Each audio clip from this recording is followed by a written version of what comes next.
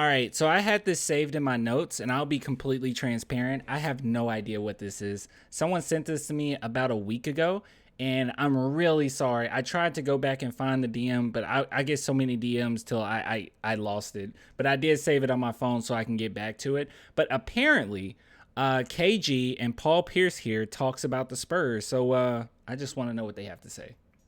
I want some rest.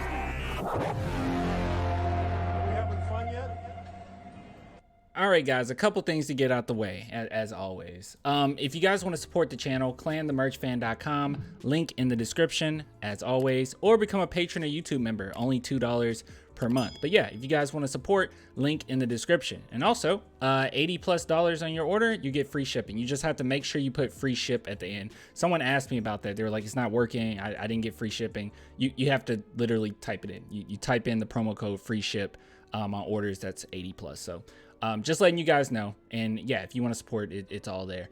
And I have some really big news coming pretty soon. I think in about a month, maybe a little bit shorter, but we're gonna have sponsors on this channel. Isn't that crazy? Like, I'm like super excited about it. So yeah, we'll get to that bridge, or we'll cross that bridge when we get to it.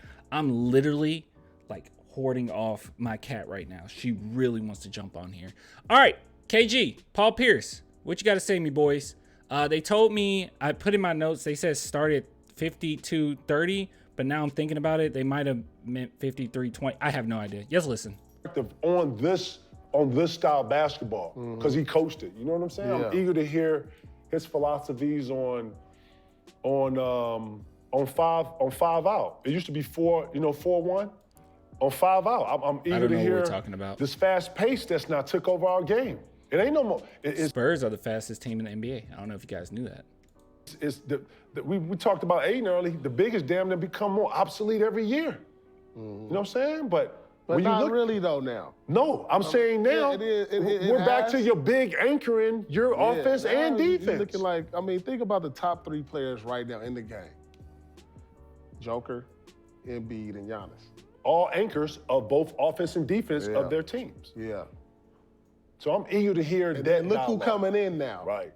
The #1 pick. I think this is it. Right. Wemby. How you use him? How do you use him, Pete? I mean, that's up to Greg Popovich. You know, he's been a great... No. I'm saying, how would you use him? Because I see him coming up. They use him like a slasher. I don't see him like he's going to be my center by position.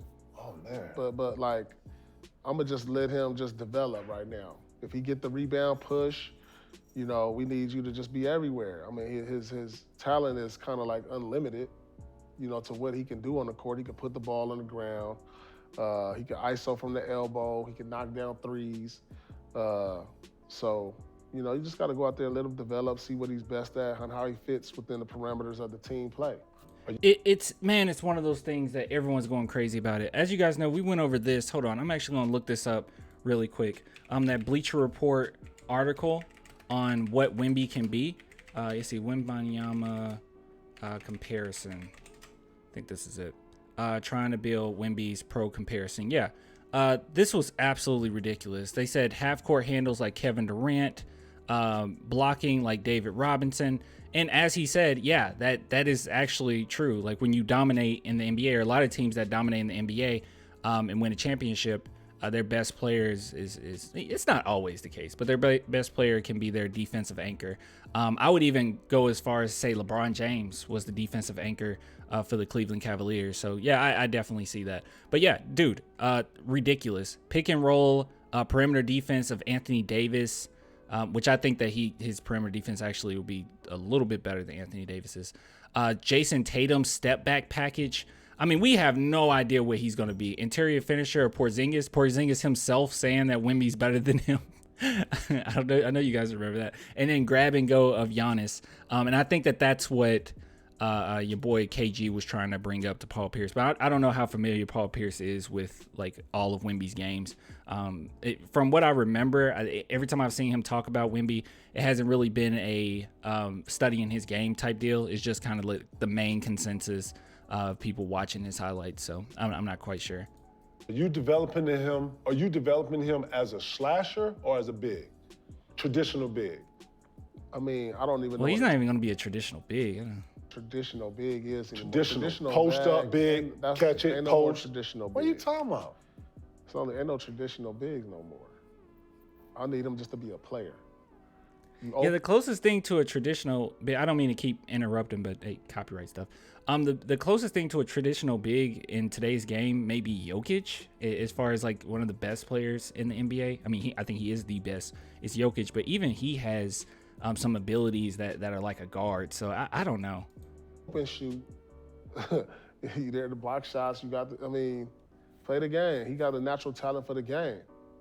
He gonna make mistakes, but I'm not like coming down, posting him up. We gonna just play the game. Set a pick, roll, slash, dribble, handoff. That's the game now. Space the floor. Oh, you got a mismatch. Okay, let's take him in the post. Don't even put it on the ground. Just go up.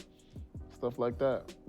So you don't start him in traditional 5 or nothing. You having him he's in a slash. I would have him just out He said 5 earlier, didn't he? here, kind of like initiating offense from the high post. Because he's so tall, he can see over the defense. I'll start him. He's spot on. I'll start him there. Work on the highlight, how they use Joker. Let me see if I can use him right there, because he can shoot from right there. Maybe he can pass from right there. He can dribble handoff, cause mismatches. I'll look into a high post type of offense with him. I would initiate him in the post, and then I would work backwards with him. I would get him in pick and rolls where he could obviously roll and use his size on bigger. But he's going to be taller than most players, but not necessarily bigger. Bigger meaning stronger, right? Yeah. Times when he has the bigger, stronger players on him, you put him in pick and roll to get that mismatch, give him the roll. His rolling to the basket is going to cause a tremendous disruption.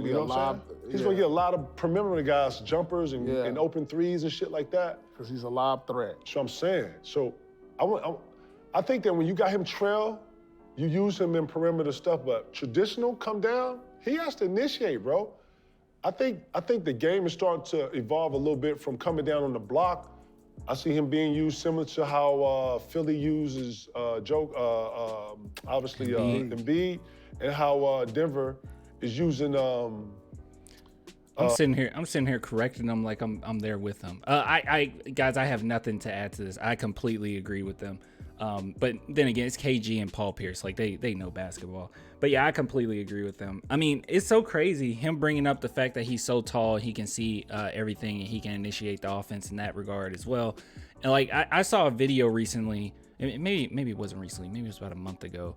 But they were talking about how they had a bunch of examples of Wembanyama doing that, like utilizing his size as a passer, and it's very impressive. And he's improved on that tremendously from when he first came into the scene, when people first started paying attention to him, because he used to not be able to pass out of double teams. And the more he got double teamed, obviously him being the best player on his team, the better he got at it. So he adapts very quickly. I mean, his current trainer, I think they brought him to San Antonio now. His current trainer talked about that, how during COVID, they were doing virtual calls, and he would show him certain things and he would get it like easily. And he did not experience that with his other clients. But Wemby, for some reason, it just clicked with him so quickly, and they could just add on and add on and add on and never miss a beat, almost as if they were there in person. So he's very adaptable, very smart. I think some people in my chat when I went live about a couple months ago I don't know how true this was, but brought up how Wemby was a honor student. I'm not sure. I'm gonna let them talk. Actually, I'll look that up. I don't know if I'll just Google that. Joker, but look at the Lakers and how they use AD. He posts up traditionally. You think the game is going to transcend from when you do a more high post to where I'm working from a high post and have direction and being able to quarterback from there with a guy in the corner, and if you come off, I got a corner shot. But you don't think that you think for him things are going to evolve to like that Joker move or that Joker position? I think so. I mean, it's shown to be effective. Oh. Especially if you got a big with a high IQ. He looks to have a high IQ. It's literally on his wiki page. Hold on, let me show you guys this. Control find. Well, hold on.